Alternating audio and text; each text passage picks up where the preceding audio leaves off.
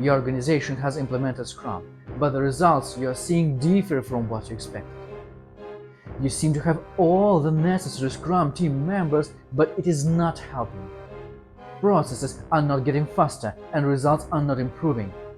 When you start to investigate reasons, you see people shifting responsibility onto others. Enough! This has to stop. Today, we will discuss three main roles in the Scrum: Product Owner, Scrum Master, and Developers. We will look at their key responsibilities and unacceptable actions. This will help you create transparency in the team and stop the blame game, as everyone understands what is expected of them and what is not. Let's start with the product owner.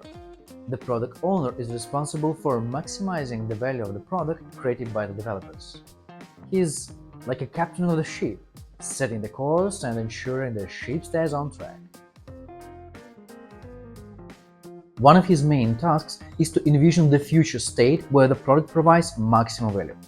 The product owner should have a clear vision of this future state, where the product is headed and what it should look like. To clearly envision this, the product owner needs to conduct research.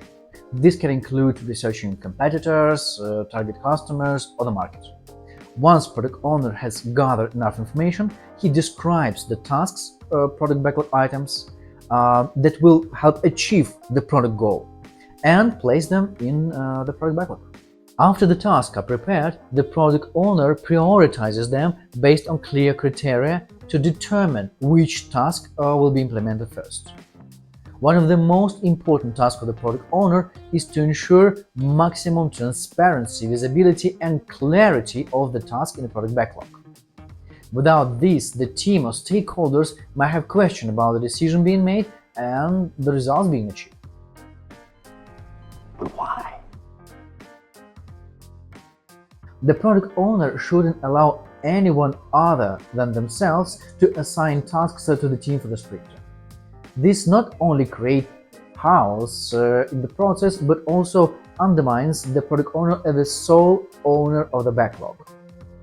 The product owner also shouldn't permit anyone to independently make changes to the backlog.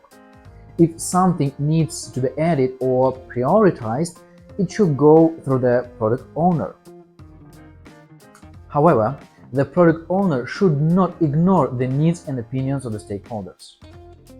And the product owner should not interfere in the technical details of how a task should be done. The team has sufficient expertise to make these decisions. That said, the product owner should have a general understanding of how tasks are technically executed. This helps to avoid unrealistic expectations. The Scrum Master helps the team and organization understand and apply Scrum. You could say that they are like a super ninja in the IT world, always ready to step in and resolve any issues that arise. The Scrum Master conducts training sessions and workshops to ensure everyone involved understands how to work within the Scrum framework. When the problems or challenges arise that could impede work, the Scrum Master helps the team address them. Also, the Scrum Master helps the team become more self-organized and efficient. The Scrum Master shouldn't interfere in the team's decision-making process or make decisions on their behalf. It's also unacceptable for the Scrum Master to consider their job done after initial training.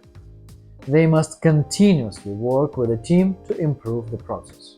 The developers are a cross-functional group of professionals working on creating the product increment. They are like a team of superheroes who bring all plans and ideas to life. The primary task of developers is to create new features or improve existing ones, bringing the product closer to the product goal. When developing functionality increment, developers should aim for the highest quality using definition of done artifact.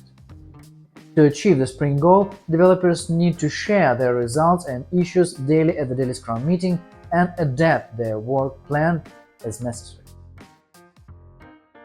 It's unacceptable for the team lead or senior developer to assign tasks to each developer during sprint planning. This reduces decision-making to one person and doesn't foster a collaborative search for the best solution.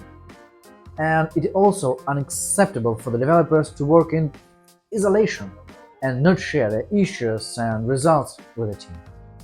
We have reviewed the key responsibilities and unacceptable actions.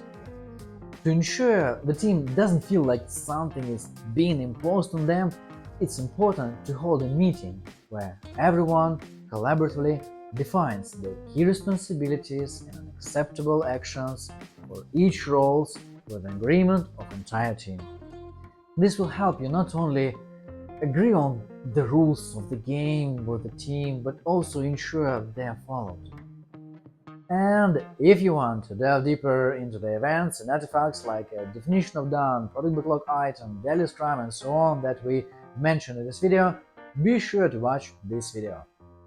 That's all for now. See you on next videos.